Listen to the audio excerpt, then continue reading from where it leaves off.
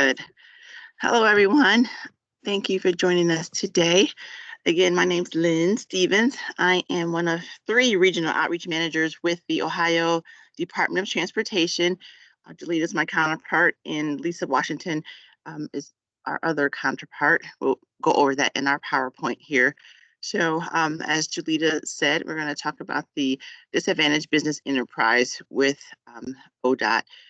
And we will have SBA join us after our presentation. So with that, we'll go ahead and get started. If you have questions, like Julita said, feel free to ask them along the way, put them in the chat, or she'll acknowledge you if you come in. So thank you. And so today we'll give an overview of ODOT generally, the DBE certification, the Acdbe certification, and the SBE Small Business Enterprise certification. As everyone on the call probably knows, ODOT, we are here to take care of our highway infrastructure. So anything related to our freeways, our state routes, whether that be fixing potholes, putting up signs, changing lighting, repairing bridges, repairing underground drainage pipes, culverts. That is ODOT's responsibility. So our mission is to provide easy movement of people and goods from place to place. To do that, we'll take care of what we have, make our system work better, improve safety, and enhance capacity. And we, the outreach managers, are with the Division of Opportunity, Diversity, and Inclusion. We are a relatively new division at ODOT, established in 2015. Our deputy director is Lauren Purdy, and we have 3 offices within our division. The first one is the Office of Business and Economic Opportunity, led by Deborah Green. And they handles all things related to our DBE, SBE certification, our reporting requirements, setting DBE EDGE goals on our ODOT projects, overseeing fundings, DBE supportive services, is funding available to DBEs, on the job training program for our construction projects, and then anything related to ADA. And then our second office is the Office of Contractor Compliance, led by KT LaPlace, and they handle all things related to ensuring, monitoring our requirements on the federally funded projects related to Title VI of the Civil Rights Act. So in prevailing wage issues, certified payroll issues, tough monitoring, just making sure prime contractors are doing what they said they were going to do in their bid and are following our requirements. And then our third office is the Office of Outreach, led by Deborah Green. She's our acting administrator as well. And that's where we, the outreach managers, reside. And we are a resource for DBE, SBE, MBE, EDGE, small businesses generally who are looking to do business with ODOT or who are doing business with ODOT and need assistance or help in some way. We provide community resources when needed. We do webinars, workshops, events like today's webinar. And then we also help to monitor the workforce diversity and inclusion on our ODOT projects. And that entails female and minority goals on federally funded ODOT projects. We monitor that. And here is just a little bit more information about we, the outreach managers. Lisa Washington covers districts 1, 2, 3, that's Northwest Ohio. Delita covers districts 7, 8, and 9, Southwest Ohio. I cover Central Ohio, Southeast Ohio, districts 5, 6, and 10. And then in the meantime, until we are able to hire our Northeast Ohio outreach manager, help with districts 4, 11, and 12. But consider us all a resource if you have any questions about doing business with ODOT or DBE certification or anything related to ODOT, we can help. We'll go on to our DBE certification. And by way of background, this is a federal program, DBE, established by the U.S. Department of Transportation for the purpose of remedying ongoing discrimination and continuing effects of past discrimination in federally assisted highway, transit, and airport contracting markets. And this also helps to level the playing field for small businesses owned by socially and economically disadvantaged business just to give them an opportunity to compete on federally funded transportation projects. ODOT has an overall DBE goal of 15.6 for the annual goal to meet, where 15.6% of our projects will go to DBEs and services they provide on our projects. So highways, bridges, engineering, and consulting services are included in the ways that DBEs can participate on ODOT projects. We also have on the consultant side, the planning and engineering side, the developing of the ODOT projects. The DBE development goals for those who are in that field, engineering, architecture, planning, environmental. They help with the planning of our projects, and we have DBE goals related to that. And in federal fiscal year 20, DBEs were awarded $104 million in federal funds, and that included prime contractors committing $83 million to DBEs, and then ODOT awarded an additional $21 million to DBEs. Supportive services was mentioned on our slide where we have the 3 offices. That's a reimbursement up to $7,000 on a first-come, first-served basis for firms who are doing heavy highway work. So you have to be DBE certified, and you have to intend, you have to be performing work on ODOT projects to qualify for the $7,000. And DBE certification. So when you obtain DBE certification, you can use it with ODOT on ODOT projects, but you can also use it with other agencies, governments.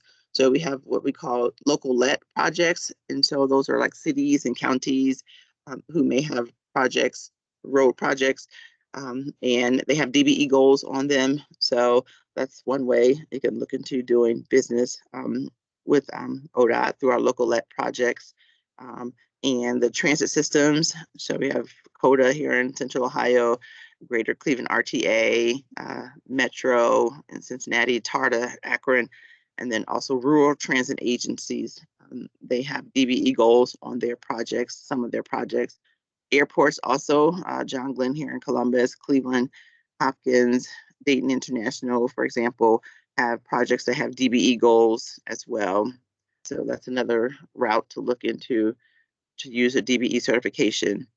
We also have what's called Interstate Certification, whereby when you're DBE certified in your home state of Ohio, you can apply to be a DBE in other states, any state that you wish to do business.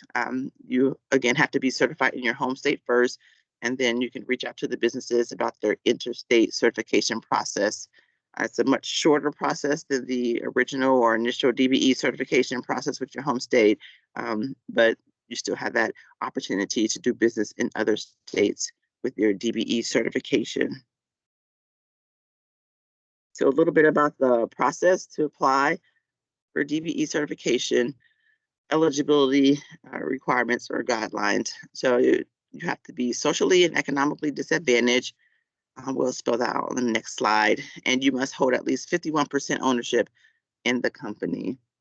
And you must manage and control the firm. Can't be a pass-through. You have to own and control and be in charge of the firm. And we also use Sbe standards as far as defining what small is. And so your particular industry has a limit as to what's considered how many employees you can have for your business. So we go by those Sbe standards to determine that you are small. The overall annual gross receipts for DBE certified firms cannot exceed 26.29 million. So anything under that, you can qualify for that criteria. And then that was increased just this year from 23.98 million. So that's good news for DBEs. You can make a little bit more now and still be DBE certified. For your personal net worth, it should not exceed 1.32 million, excluding your personal residence and your interest in the business. So we don't count those when considering the 1.32 million threshold.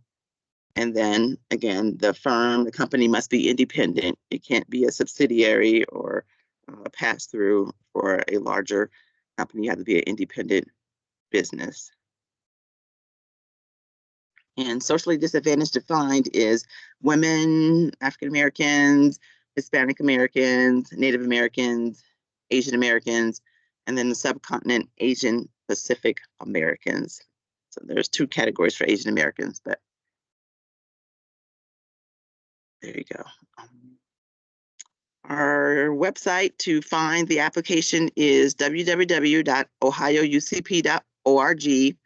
And there you will find, we'll have some screenshots later here in the presentation to see what to show what you'll see on that page. But you get the application, and after you complete that, get all the documentation gathered, submitted, and everything is complete with your application. You'll get an intake review after you submit it. So one of our staff members in the certification department, they go over the application, make sure there's no missing documentation. And if there is missing documentation, you get an email saying this and that, XYZ is still missing. Can you please send it to us? And then you get about 30 days to submit that. So hopefully it won't take you that long. But then when all the required documents are submitted and the application is complete, the application is assigned to a certification analyst who will perform a desk review, and then they'll just take another look at the application and make sure that you have everything in place, because the next step after that is to schedule an on-site visit after the application is considered complete. We've been doing virtual and in-person, so I'm sure we'll be ramping up more of the in-person now that we are getting through COVID.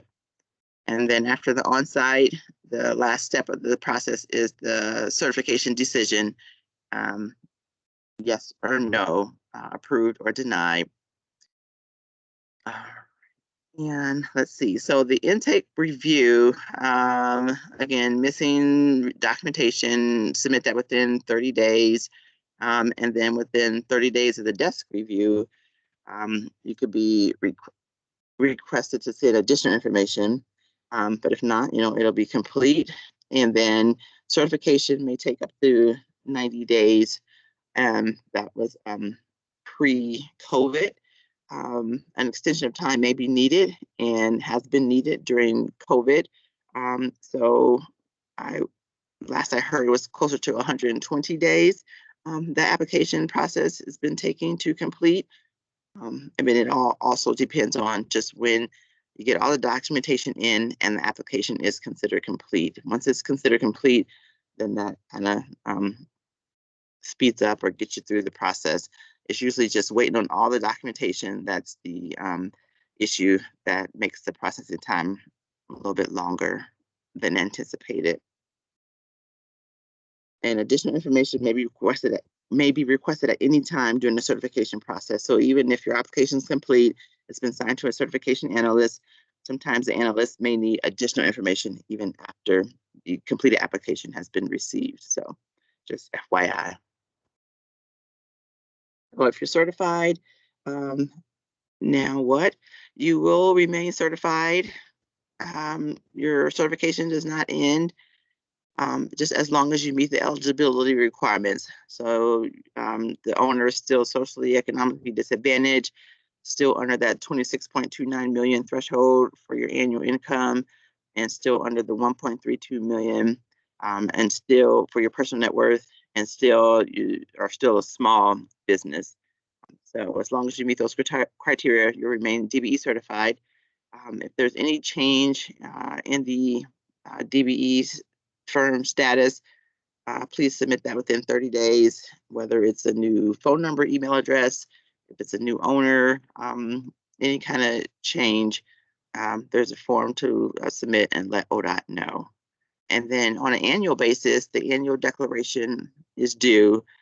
So you could have an annual declaration of no changes, or you can have a change declaration saying, hey, there was a change. But every year that's due, and you have to submit it. You'll get a reminder email, at least starting 60 days before it's due, and then you'll keep getting reminder emails every 15 days. So be sure to submit that, and then your most current taxes are also due. If you don't submit that, your certification can expire. So, but as long as you continue to submit the annual declaration form and the current taxes, you should be okay. And Interstate Dbe Certification, just again, you must obtain certification in your home state first, and then you can reach out to other states to ask for their interstate certification form or process and what documents are required. Usually they will come back to the home state and ask for other additional information as well. Just a note on Airport Concession Dbe, Acdbe for short. This is a business located on an airport or that is engaged in the sale of consumer goods or services to the public, and the business can be conducting services such as management contracts and subcontracts, the web-based or other electronic business, and a terminal which passengers can access at the terminal, an advertising business that provides advertising displays or messages to the public, a business that provides goods and services, like a store or a concessionaire within the airport. Restaurants also are in the airport, and if the owner is DBE, certified and meets the threshold, is DBE eligible and meets the threshold, that can also be another business that could be DBE, Acdbe certified. There's a little higher 3-year average or annual gross receipts cap for those in airports. It's 56.42 million, and even banks and other rental car companies have an even higher threshold. 1 billion for banks, 75.23 car rental companies, automobile dealers have a cap of 350 employees. So. And Acdbe is located on page 13, section 5 of the DBE application. So if you're not going to be looking to do business with the airport, you don't need to complete that section of the application. It's the same application of the general DBE certification, same application to apply for Acdbe. This is what you'll see at our ucpohio.org. You'll be able to scroll down on the first page you get to, and you'll see 3 tabs: Ohio firms, out-of-state firms, and troubleshooting. So just make sure the Ohio firms tab is highlighted. And you see here, you can have a tutorial on completing if you want to look at that and get some steps, an overview of applying. And so just some more information about DBE. So you just need to make sure that you're going to be, your business is related to transportation infrastructure projects. You can also be a manufacturer, a wholesaler, a retailer, or broker that supplies products for transportation projects, or in the assembly of transit vehicles. Our Office of Transit, they also have DBE goals for the transit projects. So vehicles is one area where they use DBE services a lot. Also transportation infrastructure projects, but not limited to construction, reconstruction, restoration, rehabilitation, preservation of operational improvements to roads, highways, bicycle transportation facilities, pedestrian walkways. That's also within ODOT's purview. The bridges, the tunnels, transit facilities, as well as their vehicles in airports. So the type of businesses involved in transportation projects include, but are not limited to, so we have our prime contractors and our subcontractors that bid on the ODOT projects. Our consultants, so they do the construction of, the contractors do the construction of ODOT projects. The consultants, they do the planning of, designing of ODOT projects, so engineering, professional services, architecture, including environmental services, and then also those who move materials, trucking companies for dirt, rock, sand, gravel, aggregate, anything that's used on our transportation projects, and you can haul. There's opportunities to do business, especially as a DBE on our projects. And then again, materials and suppliers. So if you provide light bulbs, cones, steel, anything related to, even if you provide aggregate and gravel and sand, just anything related to ODOT projects. ODOT, yes, you can be a vendor and a supplier and be DBE certified, and that might be the way to get in or participate on our projects. Also on the website, you will scroll down on that first page as well. We call it the Uniform Certification Application. And we have another component for the application is the personal net worth statement. And that's asking a lot of questions about your assets because, again, you have to be under 1.32 million. And also the third part of the application is the NAICS code descriptor request form. So your particular service you provide, if you're a trucking company, if you environmental, if you do geotechnical services, there's a code for whatever service you provide, and you use this form to request that code. You can request more than one code. You can request as many codes as applies to your business. You just have to show that you've done that work by providing copies of previous invoices, contracts, receipts, statements showing that you did the work. So you can't just apply without showing evidence that you can do the work. But again, you can apply for as many as you would like. And you can open up these forms on the website. If you click on them, it'll take you to the actual form. You can complete it, online. Autofill it is filled out as you type it in each square. You can save it, you can submit it online, or you can print it out, fill it out by hand, get all your documentation together, and then you can scan all that in and you can submit it online, or you can send it in the mail. We still take snail mail. So there's a couple ways for you to get your application in. And then when you have completed, here's a submit certification application that you hit when you're ready to upload the documentation. Sometimes the file is too large for our website, but tax forms in particular, you may have to submit it separately, or if you can't put it all together. But anytime you have problems or issues, you can reach out to us.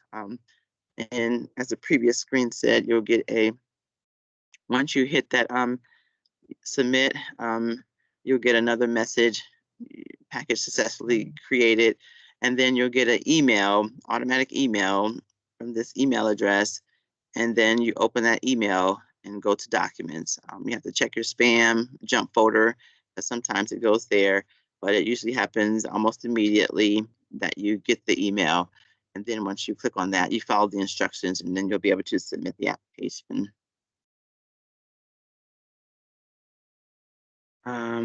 It says it's our goal to acknowledge certification applications within 7 days of receipt, and please allow 120 days for a final certification decision. Again, that's due to our extra delays related to COVID. And just a note, I just wanted to show you on the website, transportation.ohio.gov, our Office of Contracts. So once you're DBE certified, you can go to our Office of Contracts page, again at transportation.ohio.gov, and just look for projects. We have our bid letting pamphlet here that comes out every 2 weeks, and it lists all of the upcoming projects for ODOT, and you can just skim through the index page of the pamphlet and see the particular county or project you're interested in, and just go to that page in our bid letting pamphlet to get more information on the specific services that are going to be needed for that project. And if you can provide a service, you can reach out to our plan holders, our prime contractors, who are listed who may intend on bidding, and then you can let them know that you can provide the particular service. But this is also a listing on the website that you can see the bidding. We call it bid lettings. They go by date and every 2 weeks. So each bid letting will list multiple projects, the district they're in, the county. So ADA is Adams, ATH is Athens, COS Coshocton, CUI Cuyahoga. So again, you look for the particular county that is closest to you or you'd like to do work in, and you can just look up the project through our bid letting pamphlet. You can also look at the proposal that outlines the services that are needed, the work types that'll be needed. So trucking is needed for almost all of our projects. See, we have lighting, slide repair. Sometimes we have those big, tall slides in Southeast Ohio where it's real mountainous, real hilly, and you get slides of dirt and rocks sometimes. So that's an opportunity. Resurfacing, filling potholes and resurfacing lanes, intersection, do work at intersections, well, where the federal highway goes into the city.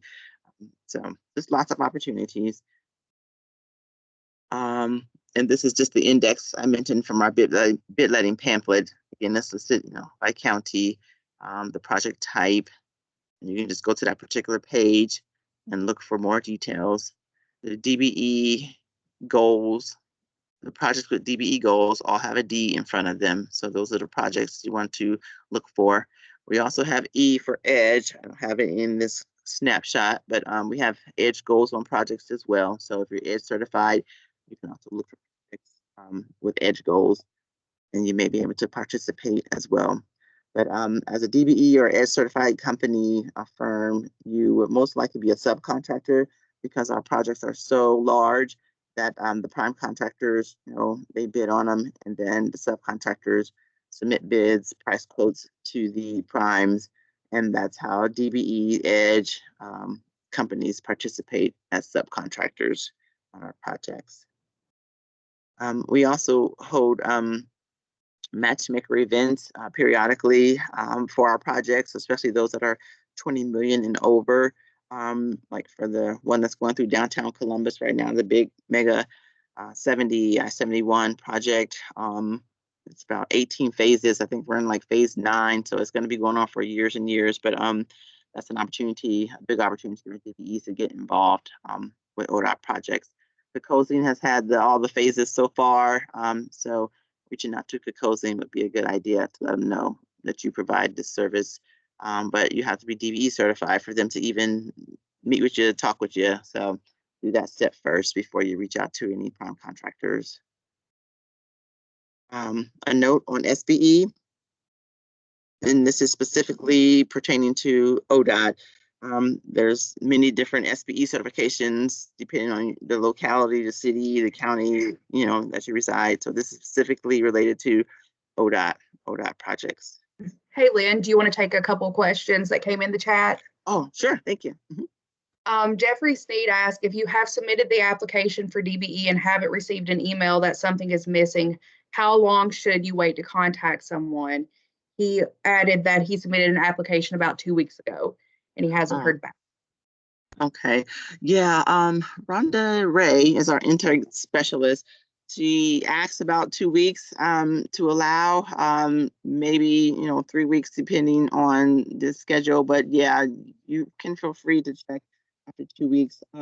You can reach out to us, any of us who are in your region, or there's a general email address for the Qualification division. But yeah, so about 2 weeks. So yeah, feel free to reach out to us and we can help you check on that if you'd like.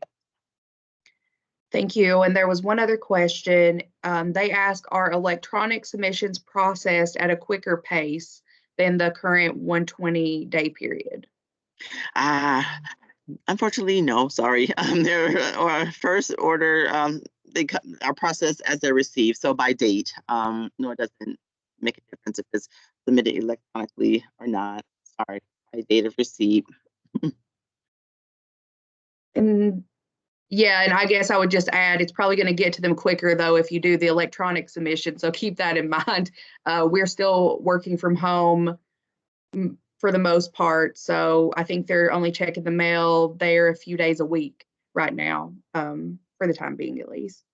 And there was one other question that says, is there a list for prime contractors so that subcontractors can contact with Edge certification? I think Yeah. you might have to clarify a little bit on that. Do you mean, Raymond, is there a list of, I mean, Lynn can talk a little bit about the plan holders list, if that's what you mean. You're looking to be a sub to a prime? Yeah, so we have our plan holders list. So that's for a particular project. That's one way to look at prime contractors who intend to bid on that particular project. But because same prime contractors bid on all of our projects, they're probably going to be one of our prime contractors that bid on multiple projects. So clicking on our plan holders link is one way to find prime contractors. We, the outreach managers, can also give you a list that's in our areas, so you can reach out to us for some prime contractors. Also on our contracts page, there's the award sheet, and this is all of our contracts that have been awarded in the past year. So if you click on that, you'll be able to see a list of projects, and you can just click on it and see who won the award. So this is another way to get a big picture of who has been awarded contracts in the past. And the awards contract, they have a copy of the signed contract, so there's contact information there as well for those prime contractors. So yep, about 3 ways: the plan holders list, the award sheets, and then just reach out to us as well, outreach managers, and we can give you those who are in our local areas. All right, Lynn, let's do one more and then we can continue. I thought this was a good question. They ask, if you're already Edge, Mbe, and Wbe certified, what is the major difference with Sbe and Dbe certification? Sbe and Dbe, those are specifically geared towards highway infrastructure, all the highway projects. Mbe, Edge as well as a little bit. We have Edge goals on our projects. So Sbe, they're just smaller projects, and we'll go over that next in our presentation. They are the same work types of our Dbe goals, the projects with Dbe goals. So Dbe, Sbe, you're looking strictly for the highway transportation. Edge can be used on our highway projects as well, but Edge also relates to our facilities, anything vertical. So that's where Edge is used a lot. And Mbe is for goods and services. So providing any type of good or service that we might need. We have a 800 series contract series. So all the contracts that begin with 800 are Mbe set aside contracts. So I think there's one for aggregate. We have there's a new component, Mbe component to our road salt contract. So Mbe vendors can begin hauling salt for our prime, for our salt vendors who are the prime contractors. So goods and services for Mbe. And then Wbe, WBE, we have veterans as well too. So veterans VBE, that's one of the other state of Ohio certifications, and you get a preference of 5.5% preference on your bid. So your price can be 5% above the lowest bid. And if you're VBE certified, you can still win that bid. Now women's, that is very new. It just started last year. And DAS, Department of Administrative Services, that does the WBE certification.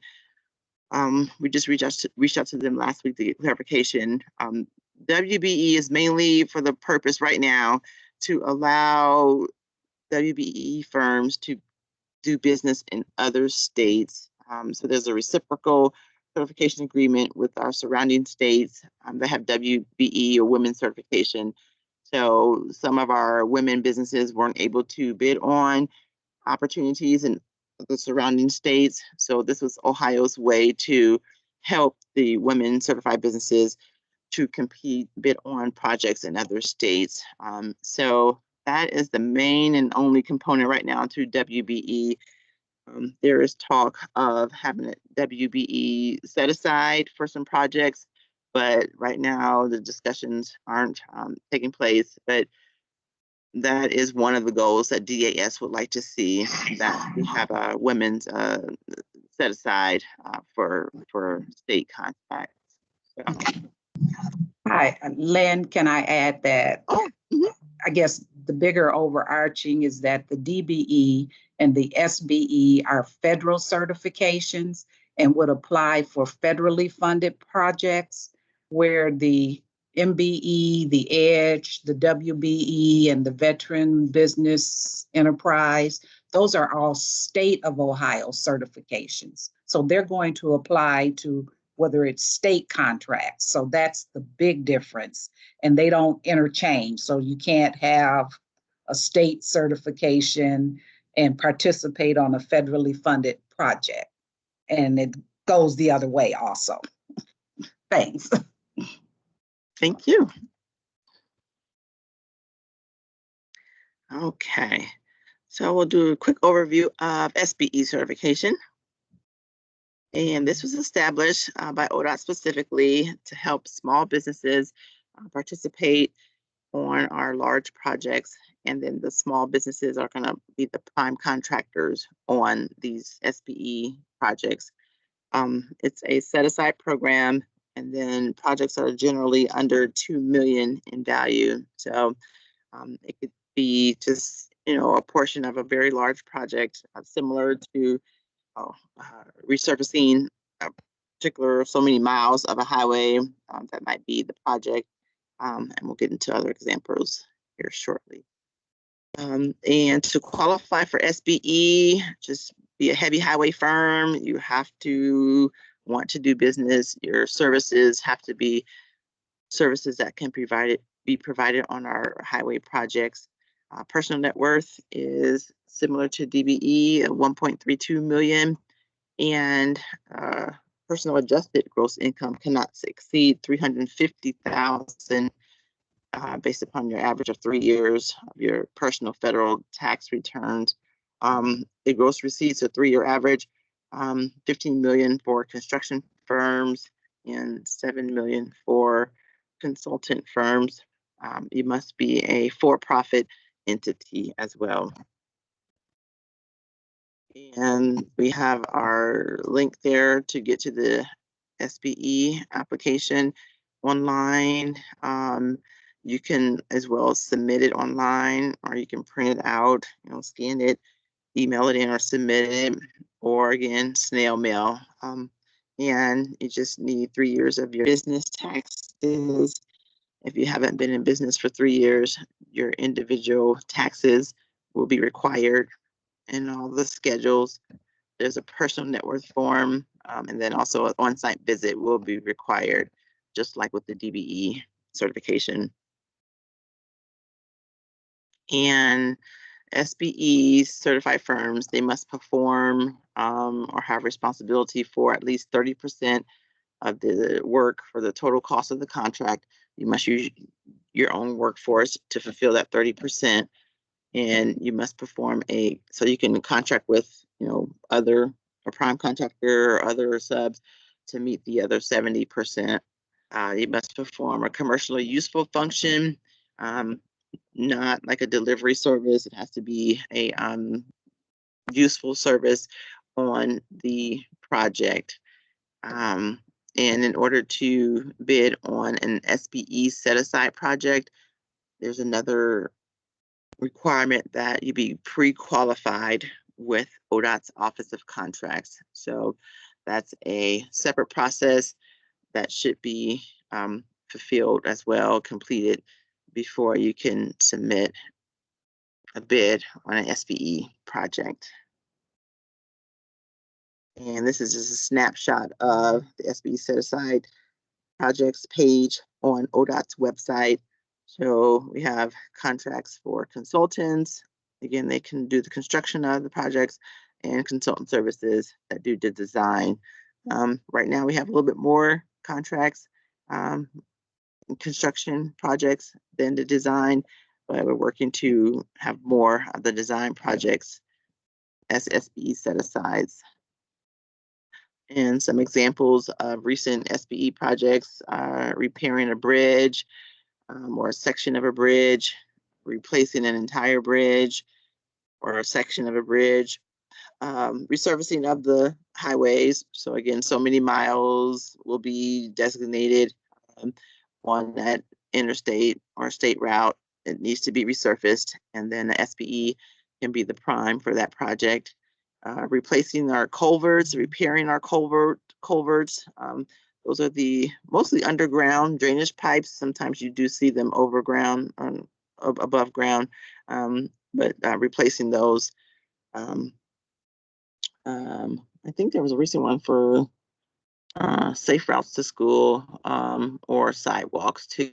So again, we're trying to branch out to other service types, but these are the main ones that we've had as these side projects.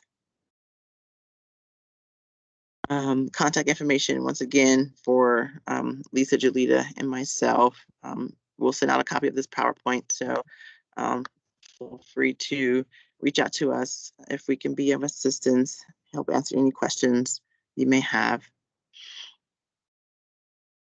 Oh, wow. And that is the end. So are there any other questions? We do have a couple in the chat. So one question was, is there any reciprocity between the City of Columbus, Mbe Edge, and the Columbus Urban League? Reciprocity. No, the Columbus Urban League, they have their Minority Business Assistance Center, and other urban leagues throughout the state also have that Mbe Center. So Mbe, they are there to help fulfill or complete the applications, including the DBE application, the Mbe Edge, so they can offer their service that way, help you complete the application, and then they'll send it over to us as a complete application. For Mbe City of Columbus, the state of Ohio, Mbe has reciprocity with certain cities, Columbus being one. So if you're Mbe certified with the state of Ohio, you have a shortened process with the city of Columbus or city of Cleveland, city of Akron, Toledo. So anywhere that the state of Ohio has a reciprocity with the Mbe certification, then that reciprocity applies. But for ODOT projects, you have to be state of Ohio Mbe certified to participate on our Mbe set-aside projects. So. All right, thanks. There was one other question, and it was kind of general. It says, is there a need for a business to get Acdbe certified? If you have a service that an airport can use, yes. And because they do construction of their runways, they do building, of course, renovations, facilities, and all of that could have DBE goals on those projects. So yes, I would say yes, if you have any service that an airport can use, yes, get DBE certified, and then you reach out to the airport directly, and they can let you know the best way to fit in with them and do business with them and get registered with them as well. So.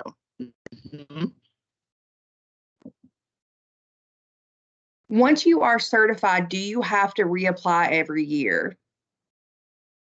For DBE, no, just submit the annual declaration each year. It's a 4-page form right now, so it's much shorter than the original application. And you complete that form and you provide your most recent federal tax returns with that form. So that's the requirement that's needed each year to maintain your DBE certification. Once you apply, the first time initially, you do not have to apply every year. Just submit your annual declaration form and taxes.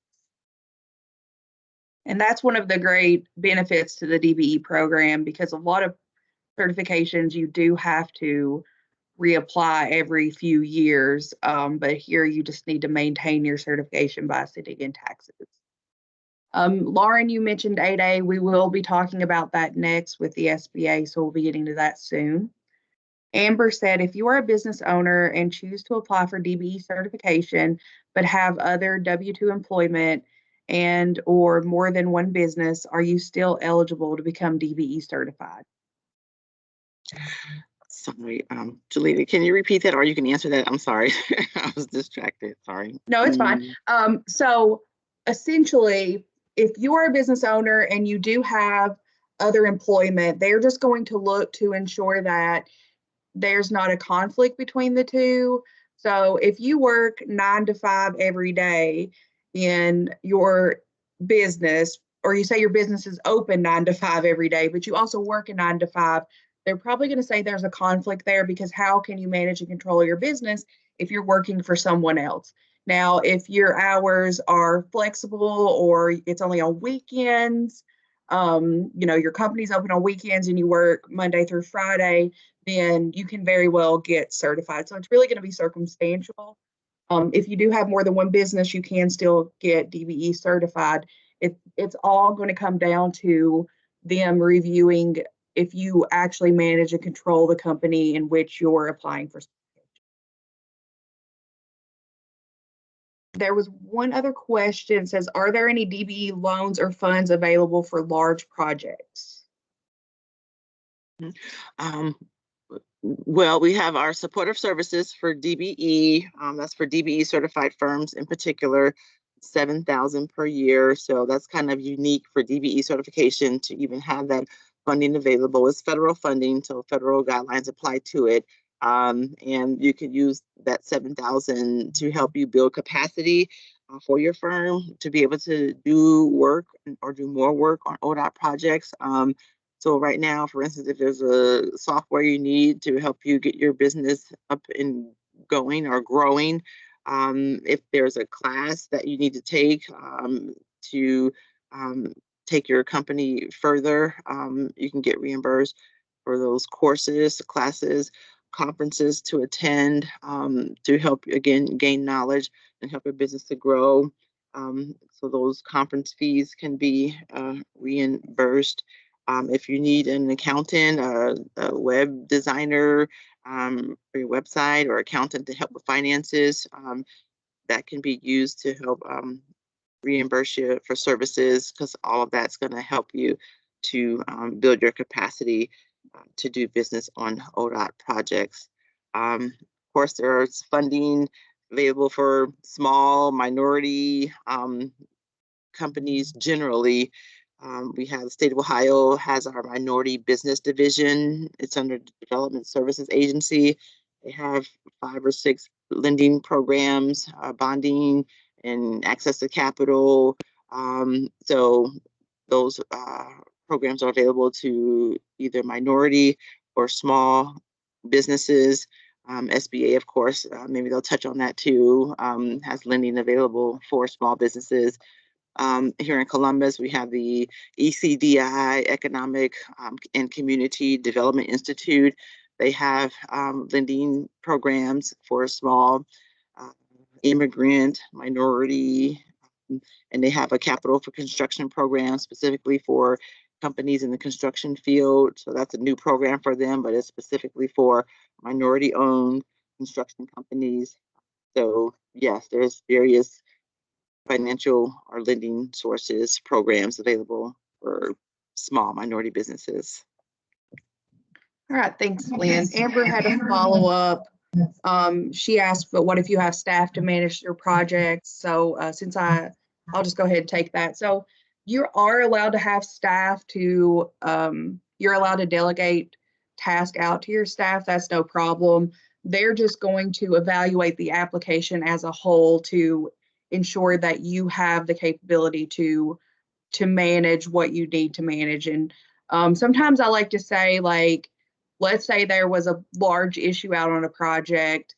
Would you have the ability to go there and fix the problem, or would you be stuck at your job, not being able to leave, and it would be all up to your employee? So that's one way to look at it. Amber, if you want to get with Lynn or I, we can definitely talk through what exactly your situation is. And if we think that you would feel qualified, that would be no problem as well. And then there was one more or a couple more questions. Rishi asked for environmental remediation or waste cleanup. Is pre-qualification necessary? You're on mute, Lynn. I think you muted to help with my feedback. Yeah, Rishi, yes. I guess it would depend on the contract. So SBE, of course, yes, you have to be pre-qualified if you wanted to pursue SBE. But because you do the environmental cleanup, it may be, contract by contract. So I don't think generally, because I think you've been able to get business without that, but it really does depend, I think, also on the project that you may bid on. So Julie, you can answer that if you like. Yeah, I'm thinking for environmental cleanup, if it's on the construction side, once like actually on a project, I don't think there's a pre-qualification. We can double check, we can talk. There are some environmental pre-qualifications on the consultant side, but that's more like evaluations and things like that. I think we would probably just have to talk with them, Dan or somebody, about exactly what you're doing. I'll have to look through the pre-qual list. I've not had that question before about waste cleanup. But for the most part, if you on construction, if you're a subcontractor and you're doing less than $1 million of work with ODOT, you don't have to be pre-qualified. There are just a few work types that have a little bit more restriction on them, and I don't think cleanup is one of them. It's like structural steel, painting, and things like that. Rishi said, we've been told there isn't, but we get a lot of questions if we are, and I want to make sure we're relaying the proper information. Yeah, we'll clarify that for you. I'm pretty sure you're on the right track, though. A lot of people get confused between pre-qualification and certification sometimes too, so keep that in mind.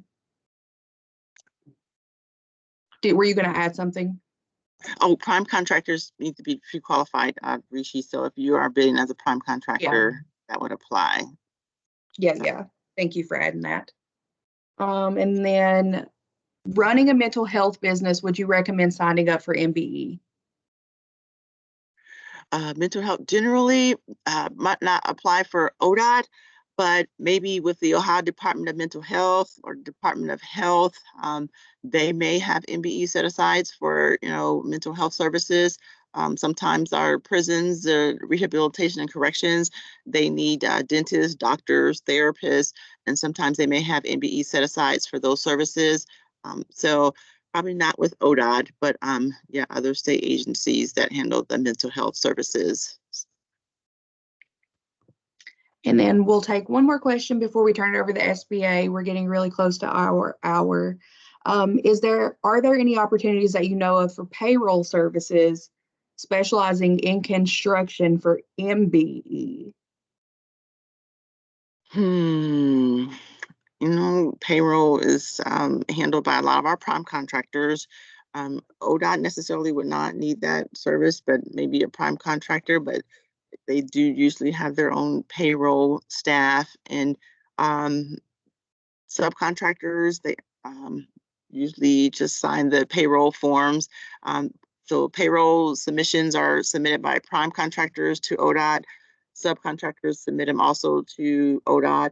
You have to sign off to say you got this amount of pay, you receive this pay for this work. But for payroll for staff, I think, the subs usually have their own payroll or prime contractors. So that would kind of be the route to look into if they may need your services. But ODOT generally would not need payroll services for our agency.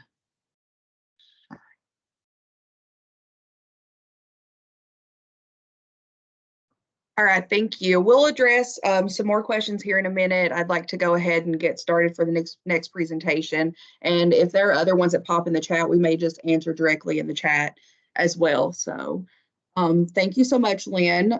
A lot of information, a lot of questions. So thank you for putting together the presentation for us. And with that, we will start the second half of our webinar. We have Ms. Shonda Harris. She's with the Small Business Administration, and she is joining us today to talk about the 8A Business Development and Certification Program. Lynn, you may need to unshare your screen. Okay.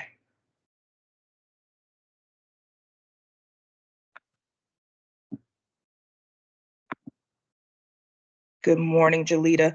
And I don't know if you can see me, my camera, I have it turned on, but I don't see. I do not see you. Okay. That's I okay don't see though. that.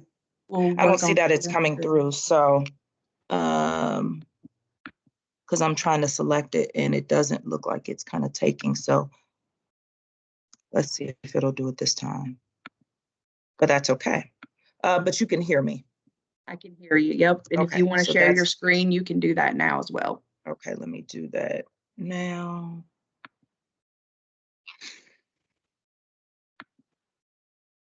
Okay, can you see my Yes, I slides? can see it now.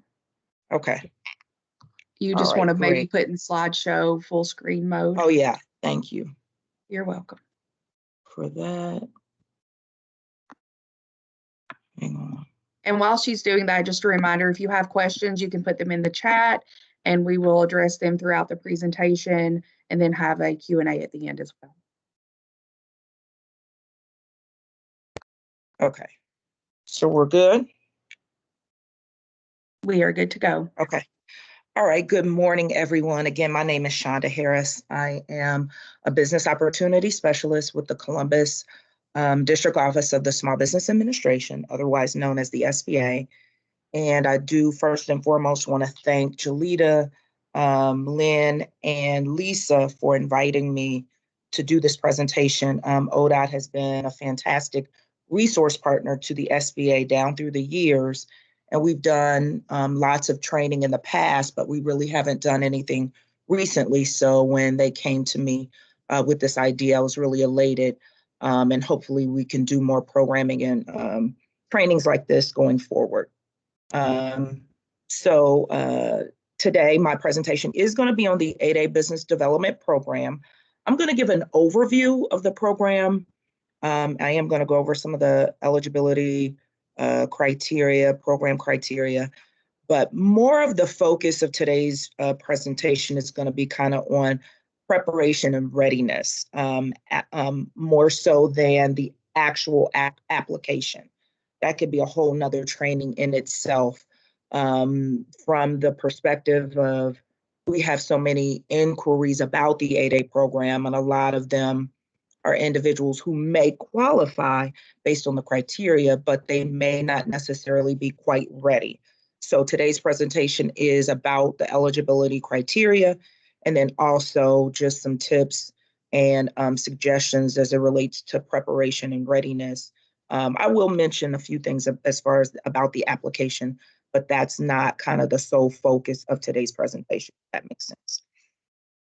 Here's kind of today's agenda. Again, we'll give an overview about the 8A program, what it is, the eligibility requirements and program qualifications, some of the benefits that 8A participants will have.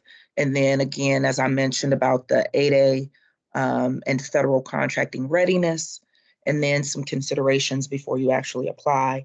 And even though I have Q&A at the end, I do welcome if you do have questions as I'm going through, which I'm sure I did see the list of the participants. So I'm sure we have quite a few different small businesses that are at different stages and phases of their of being in business. And some of you may be doing government contracting, maybe it's on a local, state level, and maybe you're looking to do business at the federal level, and maybe that was your interest about today's program and the 8A certification. Or some of you may be already doing business at the federal level, maybe you're doing subcontracting. So you're looking to do prime contracting, having a direct contract with a federal agency. So we'll try to address some of those different things to cover the different individuals that may be on. So again, as you have questions, please go ahead and type them in the chat, and then they will find a good spot and pose the question to me, and I'll answer that. Now, I will give a caveat, because with the 8A program as well as the DBE, there are, there could be some different questions that your company may have that may be specific. And if I find that it's getting a little bit more detail, we can kind of take that conversation offline and have that so that it doesn't detract. We don't take too much time away from just the general slides. Okay, so with that said, what is the 8A BD program? The 8A Business Development Program serves as a tool, and then you see that I have that highlighted in red and it's italicized. It is a tool to provide small businesses access to the federal government contracting market. And again, the sole emphasis of the program is for business development. Business development is not just about getting contracts, which is a end result. If you do have the certification, can be an end result. It's not a guarantee. But the sole focus of the program is for small companies to get business development tools to assist them as they're getting onboarding onto the federal market platform. So it is a tool for business owners, excuse me, who are both socially and economically disadvantaged, and we'll go more into detail into that in the upcoming slides. Now, the term of participation for the 8A program is just 9 years. And so that is kind of key as far as it being a business development program. We really try to build companies up before they get into the program, and definitely during that 9 years, so that they will make the most of that 8A certification. That 9 years is broken up into 2 stages, and I do have a slide that's going to kind of go over that. We'll go over into more details. But the overall program purpose and objectives, again, is for business development, and then to promote competitive growth and viability for a small business, and then also to promote business capability and capacity. So a lot of times, some of you may be on here, and again, as I mentioned, you may be doing business at the at the state and local level, and you may have be doing a great job. You're looking to expand and go to the federal level, but we really do want to make sure that we're emphasizing that companies should be looking to expand their capacity, personnel, expand their financial resources, and the 8A program is a tool to help do that. As far as the program participation, again, it is 9 years. And the program start date is the actual date that you get approved in the program. So the application process, when you apply, there is a process that application has to go through. And typically, an application could take at least 3 months or more, depending on if a complete application is submitted. And then also there are about 4 to 5 different levels of approval once that application is submitted. So those 4 or 5 different levels of approval, once and at each level, the individuals that are reviewing it could have questions, they could need additional documentation.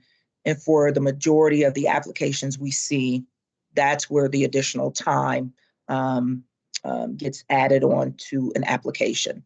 So again, initially, about 3 months it may take for an application to go through, but at each of those phases that someone looks at that application, if they have questions, they need additional information, then they will ask for that. And so that back and forth does delay the time.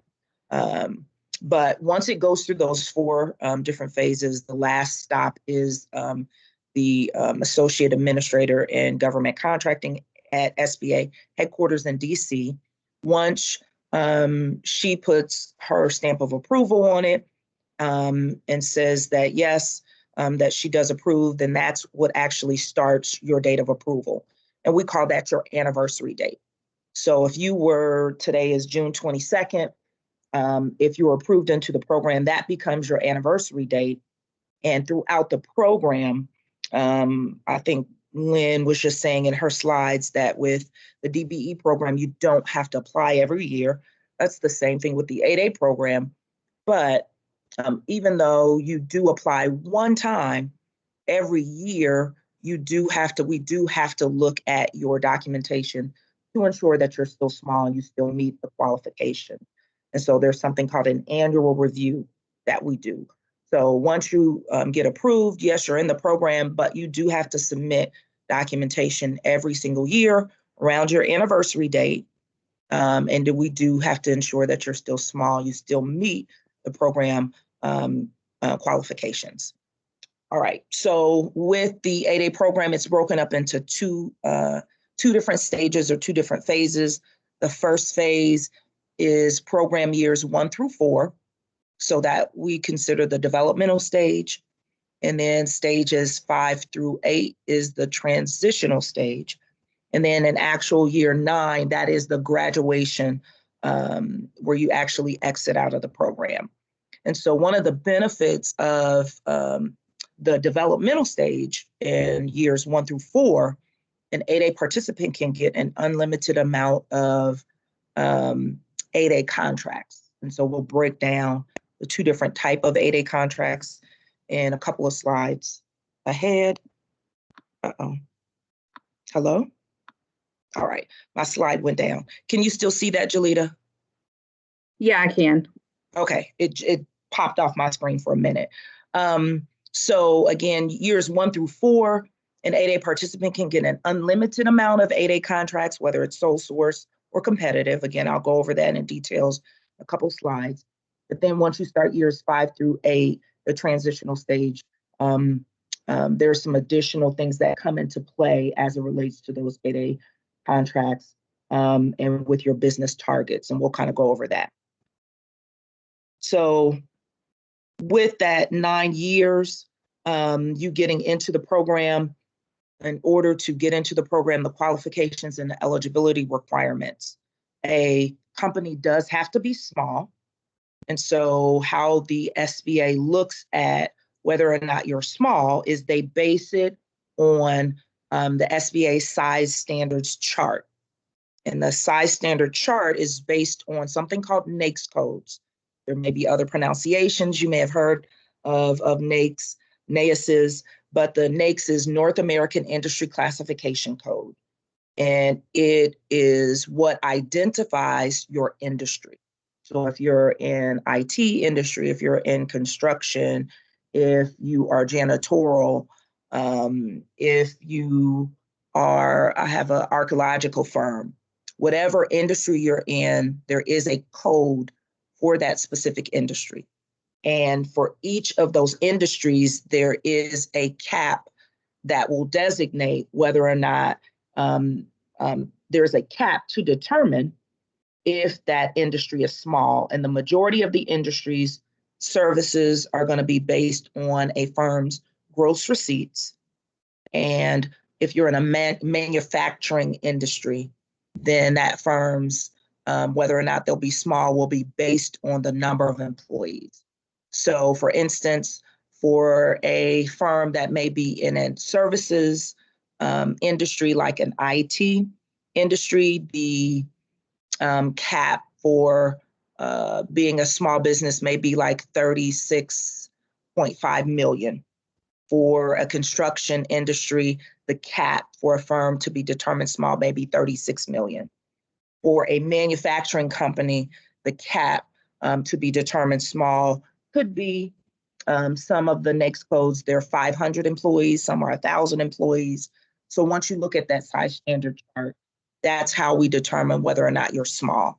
And when you submit, when you're applying, if you want to do business at the federal level, you do have to apply as a vendor in something called SAM, System for Award Management. And when you submit your information in SAM, you do submit your NAICS codes and then your gross receipts. So that's how we determine whether or not you're small. Again, in order to be eligible, you cannot have participated in the 8A program in the past. Again, it is a 9-year program, and this is one of the things that we really stressed, the importance of really being ready and properly preparing for the program, because it is just 9 years. So if you're applying to the 8A program and you are the owner of a business, a sole owner of a business, and you get into the program, you have 9 years to participate. Once that 9 years is up, then you can no longer, that company that you own can no longer apply to the 8A program in the future.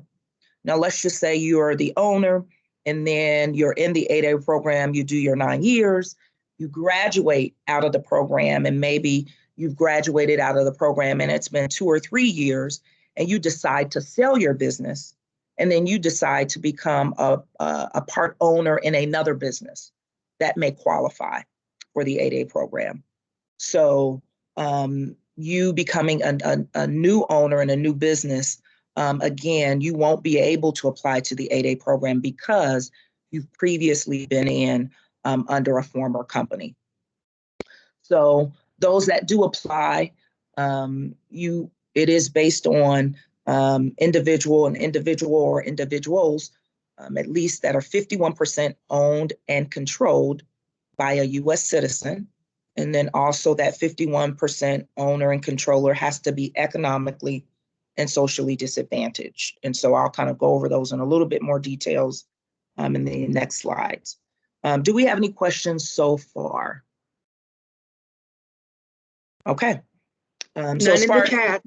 Okay, I just check. I know we're just getting started, but okay. So as far as ownership, again, it does have to be, the firm has to be 51% unconditionally owned and controlled by an individual that's socially and economically disadvantaged. And if that particular company has more than one owner, then we consider that 51% owner. They do have to have both the economic and social disadvantage, but they're considered the DVD owner. And so if there's more than one owner, if it's a partnership or it's an LLC, an LLP, then they will look at the ownership based on that company's operating agreement and articles of incorporation. I am going to say something really important here.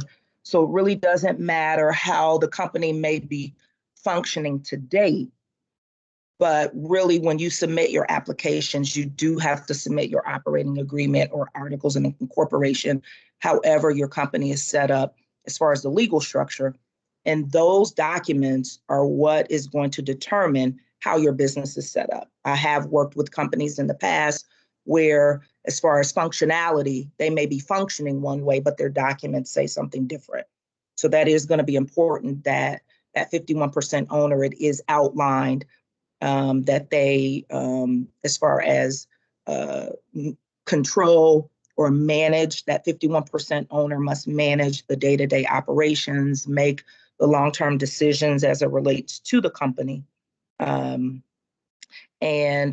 as far as the 51% owner, all of the owners, if it's more than one owner, I have a couple firms that are 2 or 3 owners. So all of the owners do have to demonstrate good character. All of the owners do have to demonstrate potential for success. The owners, as well as the company, potential for success to perform on contracts at the federal market. But just to clarify, the 51% owner does have to be both economically and socially disadvantaged. If there are other owners, as far as that partnership, and the other owners don't necessarily meet the economic portion, at least the 51% owner does have to be socially and economically disadvantaged. Okay. Now, as well, as far as the company showing potential for success, how the agency will determine that is the company should have been in business at least 2 years. And then if a company hasn't, the firm can submit a waiver to demonstrate that they will have some type of success, or they will be able to perform on contracts. And I have seen where companies do that, but I do want to stress that potential for success. They do look at that so that they want to determine that a company will be able to be viable and be able to bid on federal government contracts. So if you do have maybe past performance, doing business at the state level, doing business at the county level, doing business even in the private sector, you can submit those contracts, and that can count toward your potential for success. I'll give some additional tools further on into the presentation as it relates to some things that you can do to properly prepare, even though you may have past performance in other levels of government. Okay, going more into the economic and social disadvantage. For economic disadvantage, what the agency will look for and what you need to be aware of is that we will look at your personal net worth. So an individual's personal net worth. And that personal net worth, you can't exceed $750,000 throughout the program. And then if some of you may have been familiar, I think it was 2 years ago, they changed the regulations where about 2 years ago, prior to 2 years ago, it used to be where it was $250,000 that your net worth couldn't exceed upon applying to the program. And then once you got into the program, you couldn't exceed $750,000. And so about 2 years ago, they changed the regulations. And so your personal net worth can't exceed $750,000 the time of application, and then every single year that you're in the program throughout those 9 years. And then that personal net worth does not include the equity in your actual business, the equity in your primary residence, and then your 401k investments. So of course, just like Lynn kind of gave in her presentation, and again, I said the focus of this presentation isn't necessarily the application part, but it is the eligibility. So when you are going to submit your documentation, you do have to submit, of course, your tax returns, your personal tax returns. That's for all of the company owners, the business tax returns. And then you do have to submit your financial statements for the company. So, and to determine that personal net worth, we do look at the the individual's tax returns. We do look at your assets and your liabilities.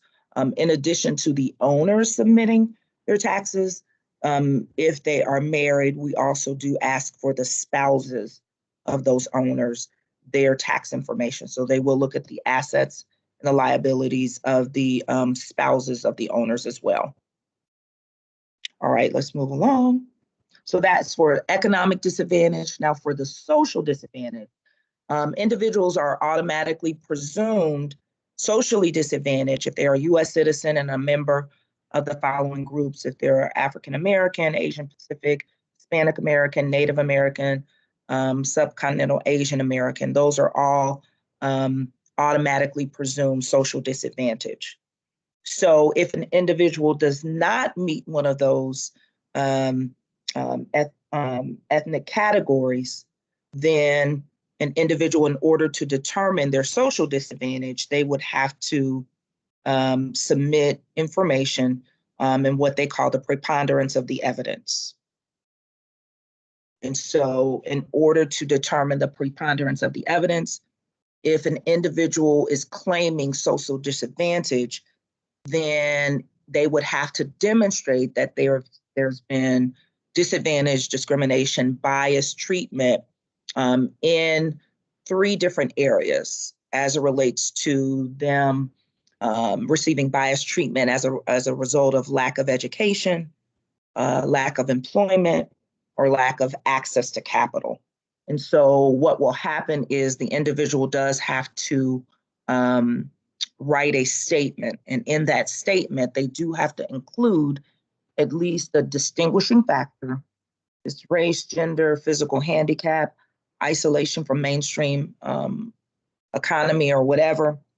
And in that narrative, they do have to provide very specific examples as to how they felt that they were discriminated or they were disadvantaged, how they encountered it. They would have to include names, dates, etc.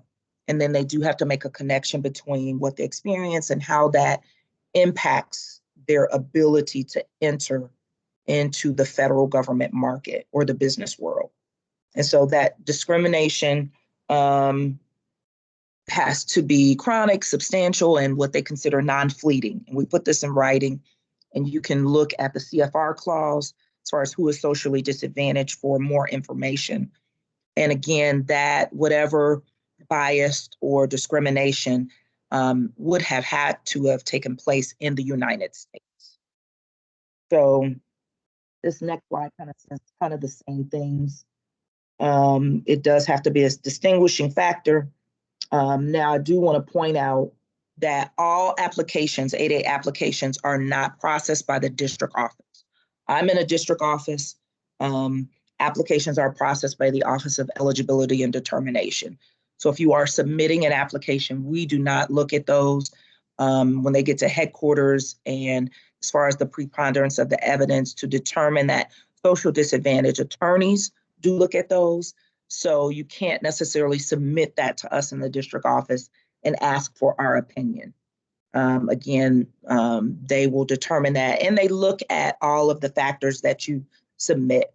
And again, just want to make sure that you're very specific and give detailed information when submitting that. So again, are there any questions on that? Because sometimes that can get a little tricky. Sometimes that can, get a little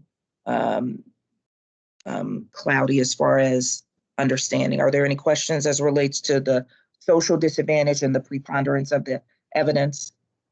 There's not in the chat, but someone did ask if you would make your slides available after this.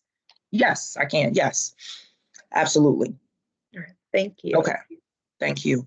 All right. So again, when I mentioned about the program year of participation, the developmental and transitional stage, kind of moving right along, once you submit your information to the program, one of the things that we will look at once you get into the program is your business activity targets. So if you remember me mentioning that in the first 4 years of the program, the developmental stage, a company, one of the benefits of the program is that you can get unlimited amount of 8A contracts.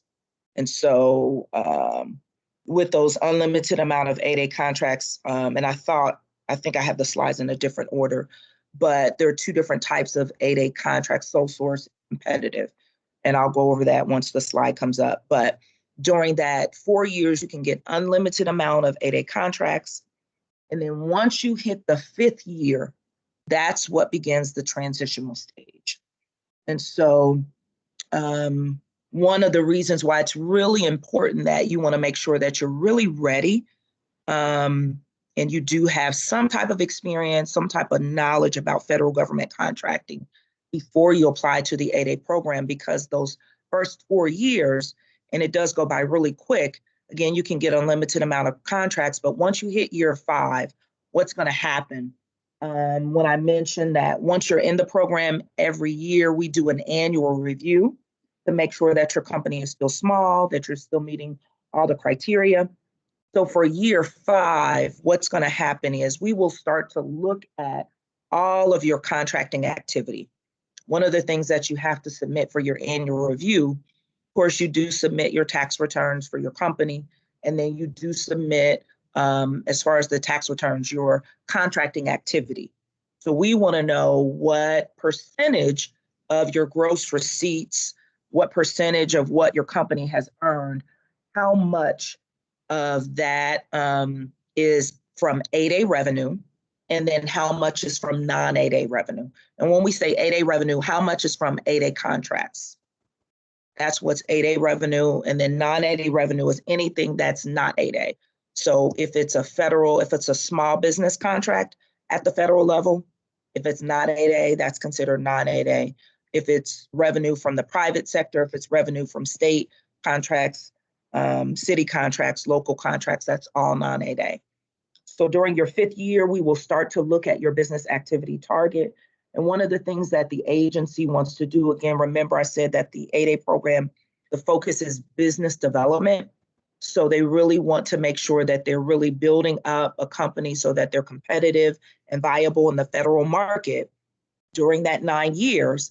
But during that process, if they're getting 8A contracts, by the time that they graduate, they want to make sure that they're not overly reliant on just 8A contracts. So to make sure that there is a great transition and so that there is not failure for that company in the marketplace, they will start to wean that company off of 8A contracts if that company is getting an unlimited amount. So let's just say through years 1 through 4, a company is getting the majority of their revenue is coming from 8A contracts. Once they hit year 5, then what will happen is we will start to put business targets around that 8A revenue. And let me go to the chart here. So years, the transitional stage. So even says participant program year, that year 1 is really year 5. Year 1 is the year, that's the first year of the transitional stage, which is the 5th year of the program. So once that firm hits the 5th year of the program, the first year of the transitional stage, their business activity target should be 15% of their revenue.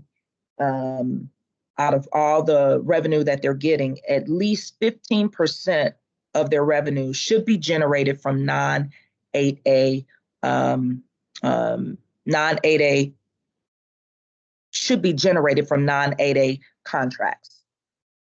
And then each year as they go along, year 2 of their transitional stage, which is year 6 of the program, it will increase every single year after that. So their business activity target should be 25%, at least 25% of their revenue should be generated from non-8A contracting activity. Year 3, which is year 7 of the program, should be 30%. Year 4, which is year 8, should be 40. And then in the 5th year when they graduate, should be 50. So again, what the agency wants to do is to make sure that that firm is not heavily reliant on just 8A contracts if they did get an unlimited amount. So what we will start to do is to track their business activity targets every single year once they hit the 5th year, and we will look at how much that firm has generated. So if a firm's business target, if they happen to be off, and let's just say the majority of their revenue comes from 8A activity, and they're not meeting at least that 15% in year 1, then that company could be put on sole source restriction. And what that means is they may not be able to go after sole source contracts as it relates to competitive. And I will break that down a little further so that you can understand what's the difference between a sole source contract and a competitive contract.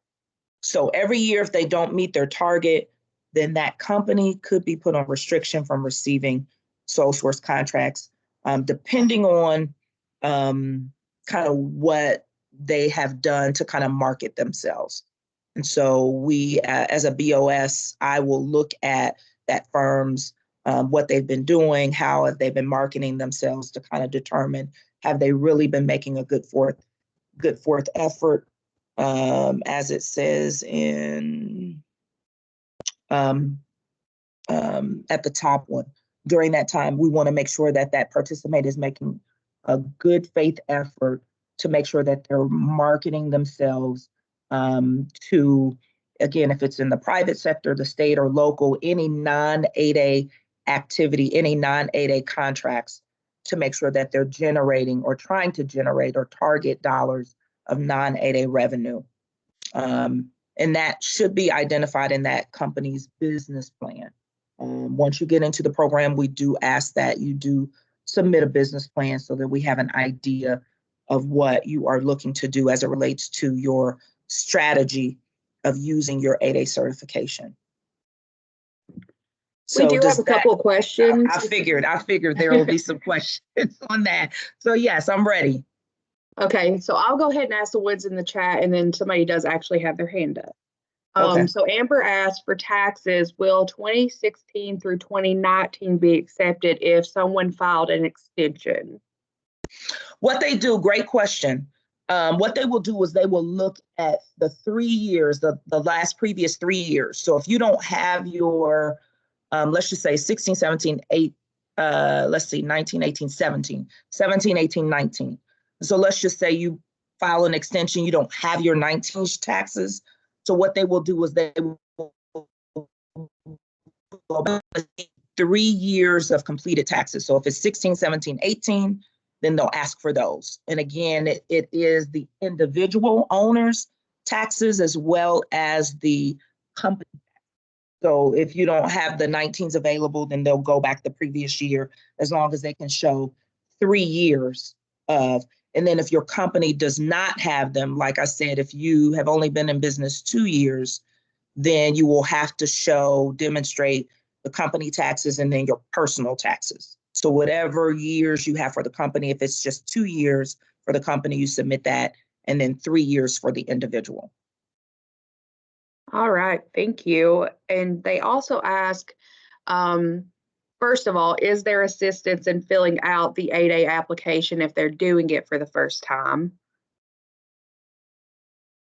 And now the 8A application is online, so it is streamlined, but we at the district, we can kind of go over the different sections that will, the information that's going to be asked for you to provide. So we can kind of go over that. And typically I do like to speak to individuals before they apply, just so that even though we're going over the eligibility criteria and the qualifications, even though somebody may meet them, should they may be qualified as it relates to they've been in business 2 years, at least 2 years. I've had companies that have been in business 20 years.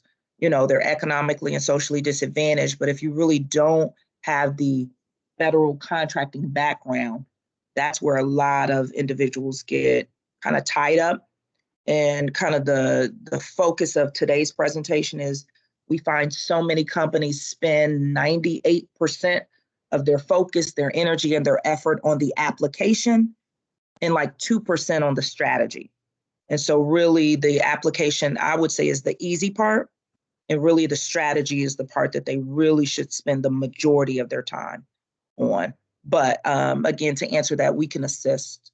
You can call myself, one of the BOSs, there are 2 in the district, and myself and Jill Nagy Reynolds. Our information will be at the very end. All right. And then also they ask, once it's approved, will mentorship be provided? And again, this is a great question, because once you get into the program, you're really kind of on your own. Everything is basically on the firm. It's up to you to market. To agencies, it's up to you to kind of go after contracts. Just as a business opportunity specialist, what we are here to do is just be a guide. So basically, the 8A certification is like a license to hunt. Then once you go out and hunt, we're not going to say, hey, you need to go here, you need to go to this field, you need to go to that field. Once you go out and hunt something, then you bring it back. And then we, as far as once you get a contract, I don't really get involved until the agency kind of sends me. There's an offer and acceptance process, and an agency sends me an offer letter for that company, but it's really based on that company's ability to market, and that whatever that company is doing as it relates to reaching out to agencies, responding to potential contracts that are on the horizon, 8A contracts. And so it's up to the firm to know that. That's why we really do stress the importance of the preparation, working with your PTACs so that you have an understanding of when those contracts are let. First and foremost, are there any 8A contracts in your field? So all of those things you really should know before you get into the program. There is a mentor protege program. I am going to go over that at the end of the slides. But that mentor protege program, there are mentors out there that can assist you, but that is taking into consideration that you already have a general understanding about how federal government contracting works. And then they can kind of help mentor you as it relates to doing business with a specific agency, how to navigate as far as IT contracts, construction contracts, whatever it may be. But there are mentors And you can go through the mentor protege program, and you can use that as a tool. But as far as once you get in, we don't necessarily hold your hand and say, okay, you need to do this, next steps, next steps. It's really up to the firm to do all of that on their own, if that makes sense. All right, thank you. Somebody has had their hand up, so I'm going to allow them to have That's to fine. unmute their mic. Collective Space Designs, if you would like to ask your question. Yeah, so we're a women-owned business. We've been in business for 15 years and we're EDGE certified. And it's surprising to me when we talk about socially disadvantaged. Some places women are included, some aren't. And it looks like in this situation, we are not included. But I can't think of a single women-owned business that could not show you this preponderance of the evidence. I mean, it's a daily thing. So what are the chances if you go through and list all of the bad things that have happened to us that you get into this program? Again, and it kind of goes back to the areas where, based on, what was it, education, I'm going back my slide, education, employment, and access to capital. An easy one, let's just use for an example, the construction field. We know that the construction field is primarily dominated, male-dominated kind of industry. So as a woman-owned firm, if you were in a construction industry, then you would have to provide, examples of where you felt that you had been disadvantaged. And so but that doesn't fall under education or employment. That's more like contracting. Or industry-based, lack of. Okay. That will be as far as industry. Okay. As far as maybe in opportunities within an industry. Okay. Yeah, that's a good. So you would have to be able to demonstrate that, hey, as a result of me being in this industry, it's male dominated. You have examples. We went after XYZ contract and we went to go bid on it. When we went to the pre-bid meeting, all of the males were in there and they were asking questions. We tried to ask, I'm just hypothetically saying, but you would have to. The problem with that, though, and I'm just going to say, is that we go after things and we lose because they met somebody on a golf course. Some of the things aren't so obvious that you lost because of that. And that's why I think this is kind of a difficult thing to ask. And that's why I kind of laid it out where they said you kind of have to be specific and then kind of have to demonstrate that, okay, you've gone after a couple of contracts and you were able to demonstrate, hey, because this is a male dominated field, I didn't have access to these contracts. And during my first 2, 3, 4 years, it really was hard for my company to take off, which impacted my access to contracting activity. Maybe we stayed at this particular dollar amount as far as our gross receipts, but that's where the narrative that your company would have to create, you would have to be able to make a connection between what you experienced and then how that impacted you to enter or make advancement into the federal market or to go after contracts. So we can't get anywhere near the federal market. We do a lot with state and local, but so if we don't have examples of the federal, does it have? Oh, and I'm sorry. I was just, my apologies. I was just using that as a hypothetical example, but great question. No, great question. It doesn't just have to be where you have federal experience. No, it could have been where in the private sector, the local or the state, if you can demonstrate that you received that discrimination or bias, it doesn't have to be at the federal level. No, great question. Thank you. Great question. But again, you do have to provide those specific examples and make the connection. Okay, all right, okay. Thank you. No, thank you. Shonda, do you want me to ask these other questions or do you want to continue in your presentation? At this point, let me go ahead and continue real quick. Real quick, I'll try to breeze through these because I do have some extra slides and I'll go, but great questions. as far as 8A program benefits, I have been saying that there are two different types of 8A contracts. So once you get into the program, there are sole source contracts. Those are contracts that can be directly awarded to a firm. And that is in services, it's up to 4.5 million. Manufacturing is up to 7.5 million. So in addition to sole source contracts, there are competitive contracts. So with sole source contracts, a firm can get those as a result of them marketing themselves to an agency. That contract, that information does not have to be posted anywhere. That bid doesn't have to be posted. And it could be as a result of them responding to a sources sought notification, but as a result of that company's ability to market to an agency, and that agency has said, hey, we want to give this contract to this firm. And so that is a sole source contract. The competitive contracts do have to, so that's anything above 4.5 million for services and anything above 7.5 million for manufacturing. Those do have to be posted in your, what was formerly Fpbs Ops, now on sam.gov. They do have to be publicly posted, and those are for your larger contracts where you do compete against other 8A firms. In addition to the sole source and competitive contracts, and again, that was going back to once you're in the program during those first 4 years, you can get an unlimited amount of sole source and competitive contracts. But once you hit year 5, then that's where we start to kind of pull back on your activity and how much you're able to get. In addition to that, there's the SBA Mentor Protege program. I'll have more information on that in a couple of slides. There's the 8A joint venture program.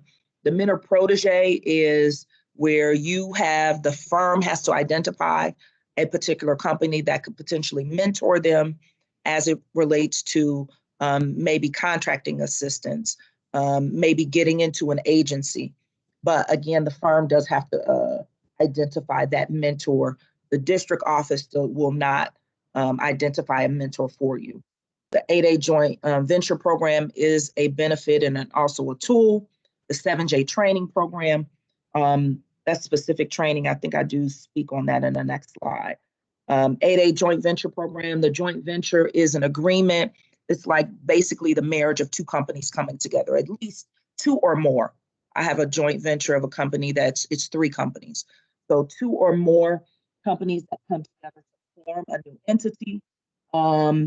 And the 8A firm does have to be 51% managing member of that joint venture. And as of November 2020, the joint ventures do have to be approved for 8A firms if it is for a sole source contract. If companies are going after a competitive contract, then that joint venture does not have to be approved by the district office. And that was as it relates to some of the newer rules that were established back in the fall. And then these are just, I'm not going to necessarily go over these, but just the criteria for joint venture.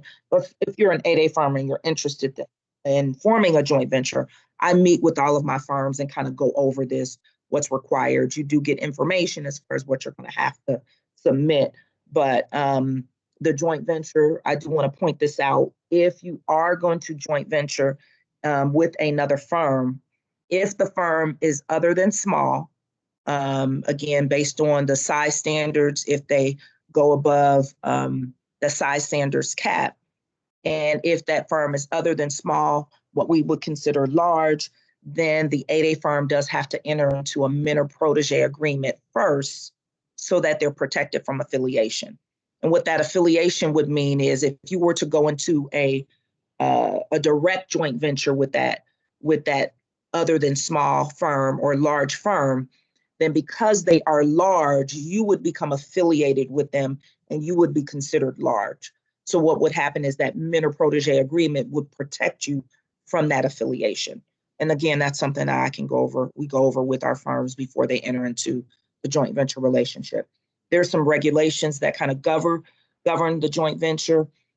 Teaming agreement is just, we don't approve teaming agreements at the district office. So if you are looking to enter into a prime sub relationship with a company, where a prime contractor has a direct contract with an agency and a sub gets work from that prime. We do not approve of the teaming agreements in the district office. Just going to quickly go through those. Other assistance available to 8A participants.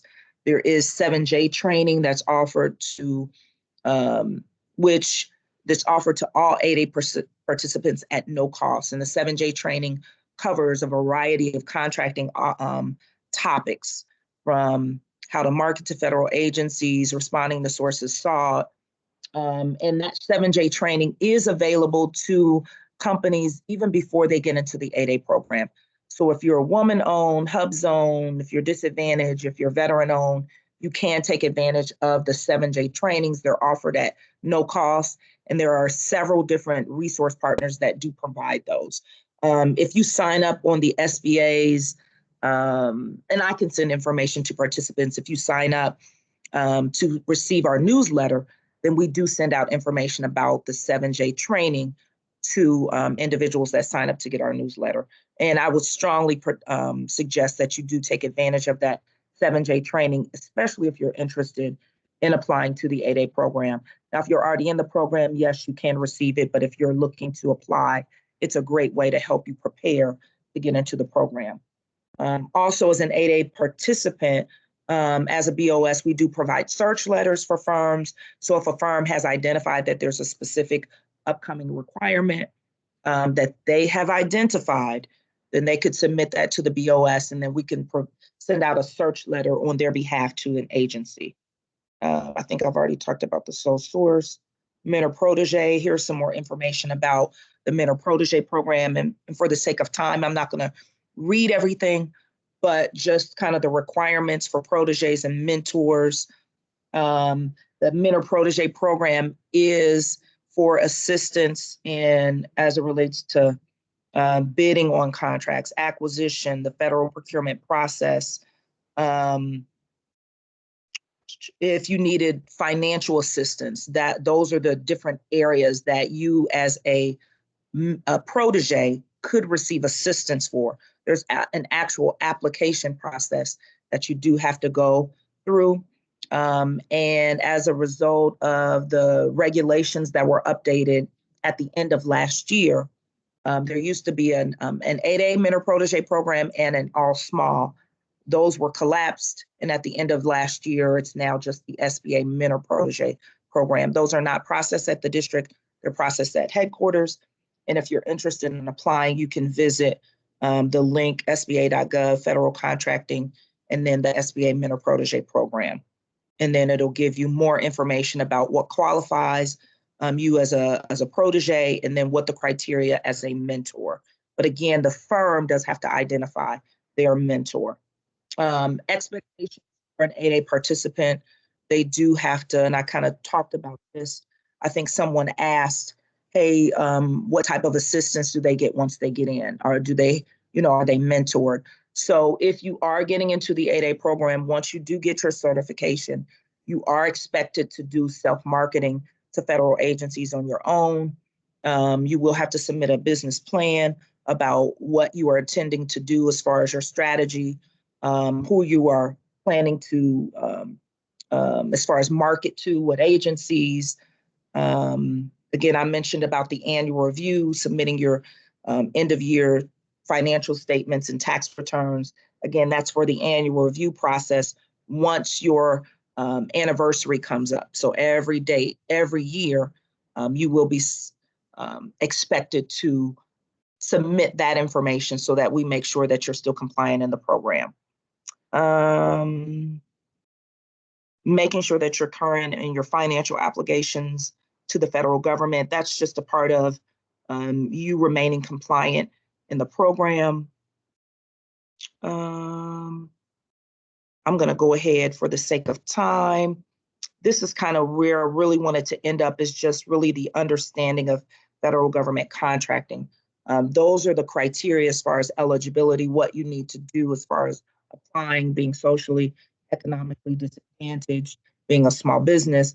But really, I do want to hone in on the importance of really laying a good solid foundation and having a good understanding about federal government contracting. A lot of times I think small businesses can spend a lot of time on the application, but if you don't have a good understanding about how federal government contracting works, the different type of contracts that agencies may be putting out, the simplified acquisition threshold, having an understanding at the federal level, federal agencies do set aside contracts for small businesses. At least 5% of what agencies are spending should be with Dbe certified companies. Really knowing when and knowing how federal agencies buy. I'm going to quickly kind of go through this. Having an understanding of your target audience. I kind of pulled this from another presentation and for the sake of you'll be getting the slides. You really should have an understanding of who's going to be buying your product or your service, what agency, and how you can determine it that you can work with your PTACs. I'll talk about that. What value proposition does your company offer? It's not just about your certification. What differentiates you from your competition? Really, I equate federal government contracting is the Olympics of federal government. Federal government contracting is the Olympics of government contracting. It's really the cream of the crop. So you really should know what are the things that are differentiating you between your competition. How frequently does an agency purchase what you sell? Do you understand your customers? I'm going to kind of breeze through this. Who's buying what you're selling? Is it an end user? Is it a small business specialist that you're dealing with? Who's the actual buyer for that? And as you are marketing to agencies, you can find that out. I think these are kind of delayed. So, all right, understanding when the federal government buys. The federal government fiscal years from October to September. You should know when an agency is going to be purchasing your good or your service. When are they putting out those contracts? The first quarter is October through December, second quarter, January through June. We're coming on the fourth quarter where a lot of agencies have not met their goals as far as doing business with small businesses. They haven't met their goals, at least doing 5% of their contracting activity with Dbe firms. So they will be looking for Dbe firms to issue contracts in this last quarter. So really, you should understand kind of what agencies will be buying if they haven't met their goals. You can determine that by looking at forecasting. I'm going to skip through that. If you are a small company and you haven't had access maybe to the federal market, you can always look to start off by being a subcontractor. You can build capacity. You can work with a prime contractor. You can get into a mentor-protege relationship. You can enter into a joint venture, a teaming agreement. But all of these things can help to build your capacity to help you gain an understanding about how federal government contracting works. And then all of that will work towards your past performance. So even if maybe you've just been a subcontractor at the federal level or a subcontractor at the state or local level, that's still past performance that you can use that can help you to gain a better understanding about how federal government contracting works. Do you have what it takes? I'm just going to quickly go through these. And I think this is about my last slide. Considerations, what you should consider before applying. Have you done business at the federal level? Have you subcontracted, as I said, on any federal projects? Is your business financially prepared to support larger dollar value contracts? And that is a real something that you really should consider. So maybe you have had some experience at the federal level, but maybe financially your company may not be at a place where you're ready to take on larger contracts. For some contracts, if you're in the IT field, a lot of the larger contracts require facilities clearance. That's something that you can determine is that something that your company will need. There's time and there's money that is involved in that. Maybe you may need to, a lot of the larger contracts will require that maybe you team up with an individual in a joint venture relationship that has past performance and doing business with a specific agency. Some of those larger contracts do require that. And if you don't have that past performance, then you may have to joint venture with another firm in order to get that. And then has your business met with the local PTAC office? All the things that I've referring to, how to market, how to put together a capability statement, where to look for opportunities, forecasts. Your PTACs can assist with that information and helping you to gain an understanding about federal government contracting. There is their website. And I know we have questions now. So that's my information. I know we do. That's my information. And then the other BOS is Maggie Reynolds. And again, we'd love to meet with companies before they apply. So if you're really thinking about applying, call us, we'll talk to you, and we can generally, by asking questions, we can kind of get a good assessment as to where you're at. And even though you may meet some of the criteria, just because you may meet some of the criteria, it may not be in your best interest to apply right away.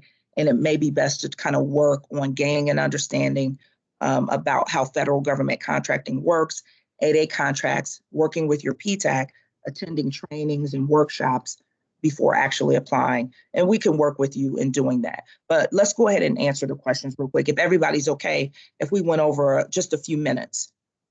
Yeah, we're right at time, but if you have an extra 5 minutes, I think we can address some questions. Okay, great.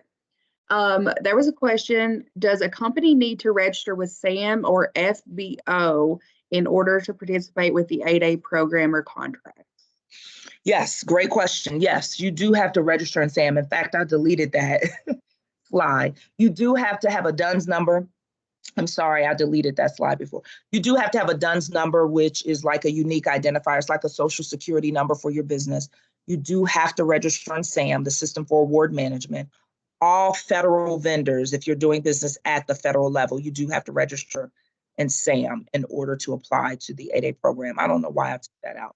But yes, you do have to apply to SAM. Now, FBO, formerly Fpbs Ops, is a part of SAM. And Fpbs Ops is like the bid board where federal government contracts that are $25,000 and above will be posted. So federal opportunities are posted on FBO. And again, the FBO is now a part of SAM. And a good plug for that, we are doing, PTAC and SBA is doing collaborative training next Thursday. On the 30th about all of the changes that are going on with SAM. So if you are interested in that, that'll be coming up next Thursday. So I think I answered their question. Yeah, and if you want to send me that information, I can send it in the follow-up email to the participants. Oh, okay, great. Yeah, and actually we're doing a training on Thursday. I'll just do a plug right now. Best practices for continued contract success. From a small business perspective. So it'll be a panel discussion of small businesses, and actually we will have a couple of 8A firms on there talking about how they got their contracts. Also, I can send out links to, there was a panel discussion we did, I think in December, of 8A firms, and then I think that would be great for you guys, everybody that's on participating today, so that you can hear from 8A companies that I think a couple had graduated and some were in the program, and they gave their feedback as to things that they should have done maybe before they got in, some of their experiences. So I think that would be a great, great webinar that you can always go back and visit. It's on PTAC's site, and I can send that out to individuals if they need it. Yeah, that sounds great. There was another question that said, if a company has only been in business for less than 2 years, can they still apply for 8A? You can, but again, you definitely can. You would have to submit, there's a waiver that you would have to fill out. But my question to you would be, would you be able to answer my question that I really ask individuals? Do you know what agencies are buying what you're selling? Do you know if there are any 8A contracts that are out there in your industry? So even though it's been under 2 years, there should be some things that you should have an understanding of and be able to grasp. Now, is it a requirement? No. But these are some suggestions that I'm just giving, especially because since it's a 9-year program and you only have that 9 years. And what we have found in the past is that a lot of individuals that may not quite be ready, even if they met the 2-year criteria, but if they didn't have that understanding about how federal government contracting works, then they spend the first 4 or 5 years gaining that understanding. And then come year 5, 5 years, 5 through 9, maybe they're able to get a couple contracts, but then once they get to the end of their program, they're like, you know what, that first 4 years, we really didn't do anything. We were just gaining an understanding. Can we get that time back? And you can't. So that's why I really do stress the importance of, even if you're under 2 years, really take time to gain an understanding about how things work with PTAC. You're not going to be missing out on anything because really you're competing against the cream of the crop. Again, we're in the season of the Olympics. When you go to the Olympics, they're competing against the best of the best. So when you get your 8A certification, you're competing against somebody that already has contracts and has an understanding about how things work. Just because you have a certification, you're not guaranteed any 8A contracts. So if that makes sense. There were a couple questions about the mentors. How do you become a prime mentor? Is it a contract, or do you have to be connected to the SBA to be a mentor firm? With the Mentor Protege program, the firm, an 8A firm, has to identify, even if you're not in the 8A program, that SBA Mentor Protege program is open to companies that, if you're a small firm and you're looking for a mentor, again, you do have to identify your mentor. So you have to find them. We do not assist companies in finding their mentor. So you do want to find somebody that has past performance at the federal level. They have an understanding about how government contracting works in your specific industry.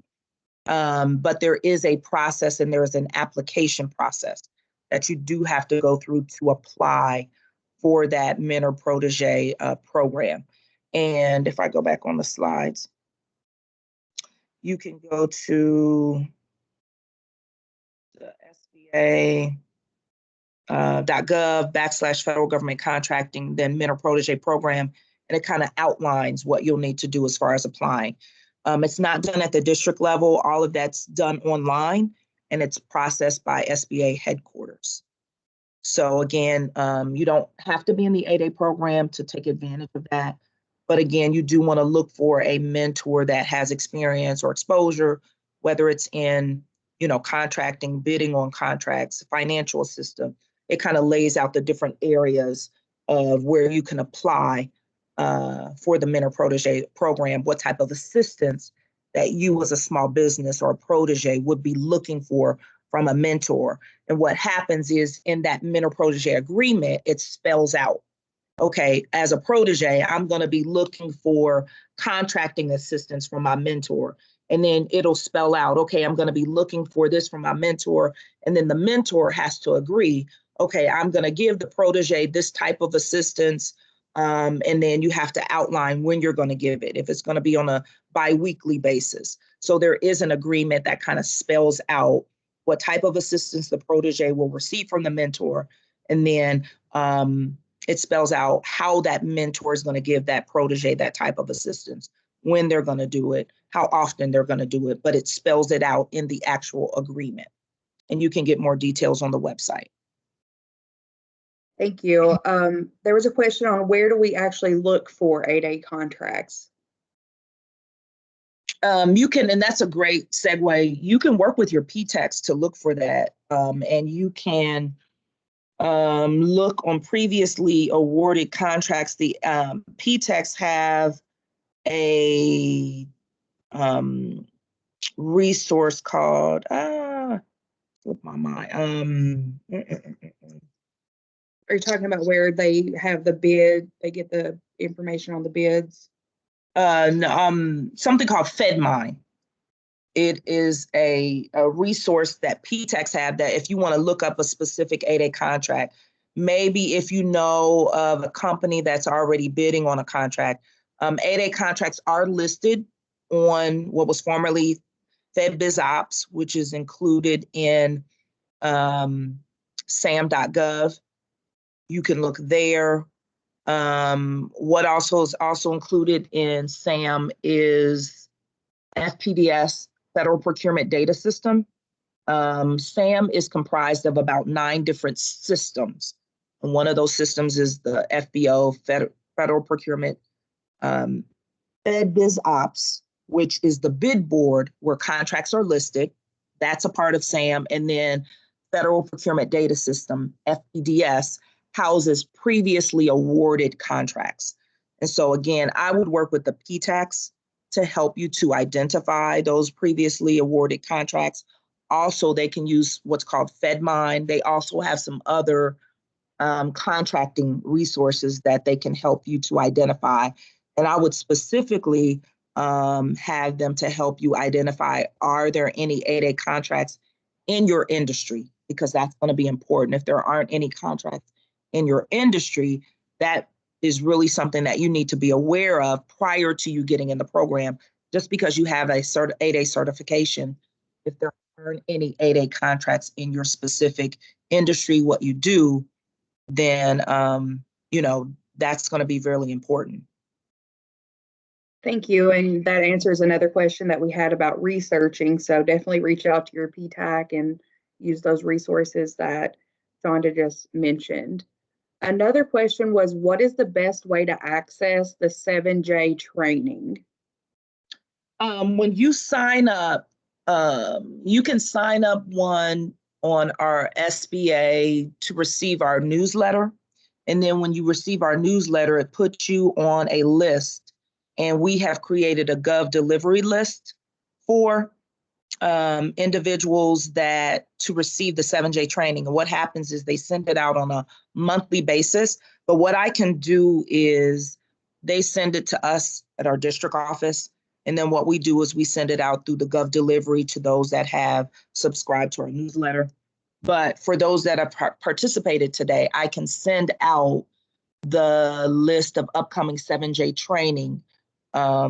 And they will list out the topics when they'll be given their webinars. I can send out a list of the upcoming trainings for July. July should be coming because they send those out on a monthly basis.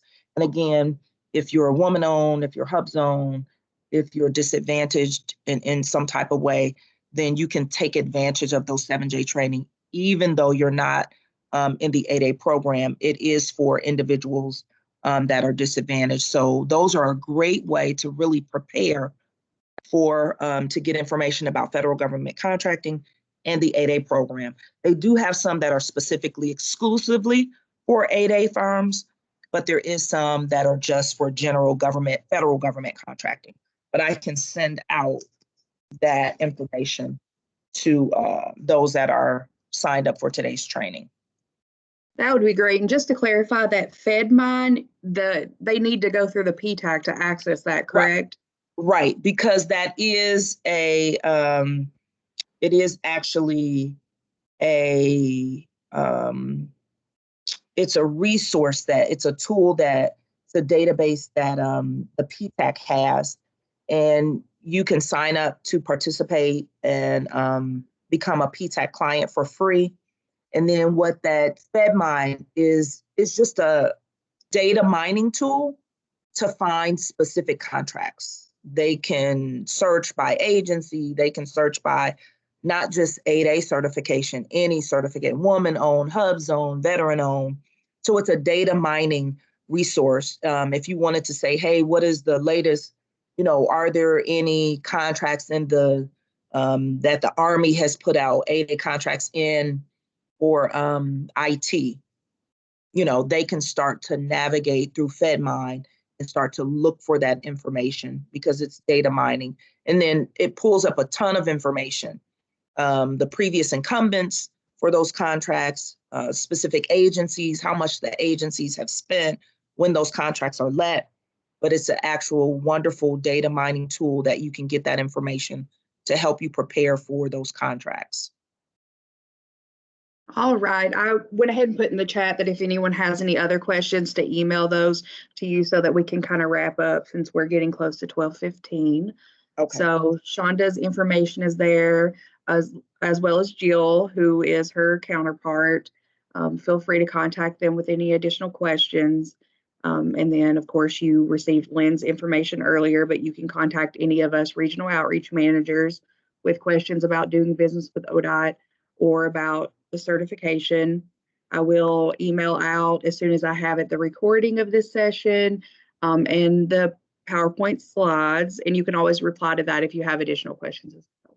And I just want to say thank you to our presenters, Lynn Stevens and Shonda Harris.